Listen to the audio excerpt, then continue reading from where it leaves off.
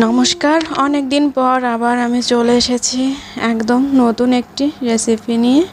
কোয়েল পাখির ডিম দিয়ে ছোট আলুর দম রান্নার লোভনীয় রেসিপি, চলুন দেখে নেওয়া যাক। আর অনেক দিন ছিলাম না জন্য অবশ্যই সবাই ক্ষমা সুন্দর দৃষ্টিতে দেখবেন আর আবার আমাকে সাপোর্ট করবেন। এখানে আমার উপকরণগুলো যা লাগছে সবই আমি এক পাশ করে নিয়েছি। আর প্রথমে আমি ডিমগুলোকে ভেজে নেব। এখানে কোয়েল পাখির ডিম আমি নিয়েছি, যেহেতু আলুগুলোও ছোট তাই আমি কোয়েল পাখির ডিম দিয়েই রান্নাটা করব। আপনারা চাইলে হাঁস কিংবা মুরগির ডিম নিতে পারেন। আমার শখ করতেছিল, এজন্য আমি কোয়েল পাখির ডিমটাই নিলাম। এখানে আমি কোনো রকম নুন বা হলুদ ব্যবহার করিনি। এরপরে আমি আলুগুলো দিয়ে দিয়েছি, মানে আলুর দম রান্নার জন্য, যে কারণে প্রথমে আমি আলুগুলোকে খুবই সামান্য একটু ভেজে নেব। নুন হলুদ দিয়েই আমি ভেজে নিয়েছি। আর দেখুন, বেশি কিন্তু আমি ভাজিনি। এই অবস্থায় আমি আলুগুলোকেও উঠিয়ে নিলাম। বাকি তেলেই এখন আমি দিয়ে দিব পেঁয়াজ কুচি। পেঁয়াজটা দিয়ে আমি কিছু সময় নাড়াচাড়া করে ভেজে নেব। আর পেঁয়াজটা একটু নরম হয়ে আসলে ওই পর্যায়ে আমি এখানে দিয়ে দিব আদা আর রসুন বাটা 2 চামচ দিয়ে আবারও কিছু সময় নাড়তে থাকবো। আর যখন সুন্দর একটা ঘ্রাণ বের হবে ওই পর্যায়ে আমি এখানে 2টা টমেটো কুচি দিয়ে দিয়েছি।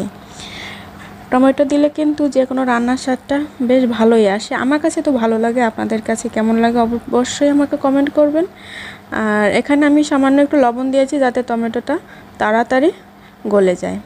বেশ, টমেটোর জল শুকিয়ে আসলে তখন আমি বাকি মশলা, এখানে জিরে বাটা আর শুকনো মরিচ বাটা নিয়েছি। আর কালারের জন্য দিয়ে দিয়েছি আমি হলুদ পরিমাণ মতন দিয়ে আমি মশলাটাকে খুব সুন্দর করে কষিয়ে নেব। এখানে কিন্তু কাজ শেষ নয়। মশলাটা কষানো হয়ে গেলে এখানে আমি দিয়ে দিব কাজু বাদাম বাটা।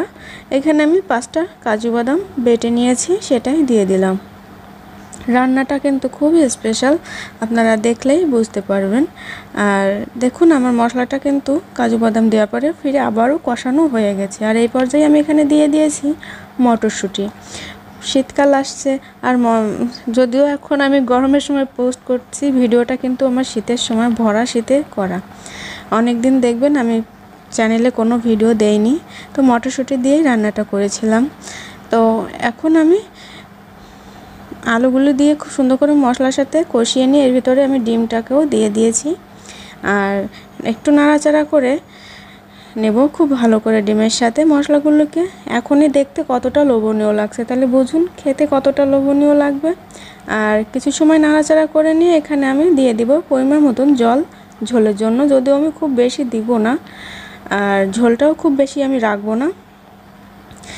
তো এখানে আমি স্বাদ মতো লবণটা দিয়ে দিয়েছি, দিয়ে একটু নাড়াচাড়া করে মিশিয়ে নিলাম। ব্যাস, এখন জালটা বাড়িয়ে দিয়ে আমি রান্নাটা করে নেব। রান্নাটা হতে কিন্তু বেশি সময় লাগবে না, 5-10 মিনিটের মতন আর লাগবে। দেখুন কালারটা কিন্তু চেঞ্জ হয়ে আসছে, আর একটু হালকা আসছে কালার এখানে, কারণ ক্যামেরার অনেক সময় লাইটের কারণে এমন হয়ে থাকে। আর এই যে দেখুন ফাইনাল রেজাল্ট, মানে আমার রান্নাটা কমপ্লিট হয়ে গেছে। দেখতে কত সুন্দর লাগছে। তো এভাবে কিন্তু রান্না করলে এক থালা ভাত খেয়ে ওঠা কোনো ব্যাপার নয়। যদি ভিডিওটি ভালো লাগে অবশ্যই কমেন্ট করবেন, চ্যানেলটিকে সাবস্ক্রাইব করবেন আর কমেন্ট বক্সে জানিয়ে যাবেন। ধন্যবাদ।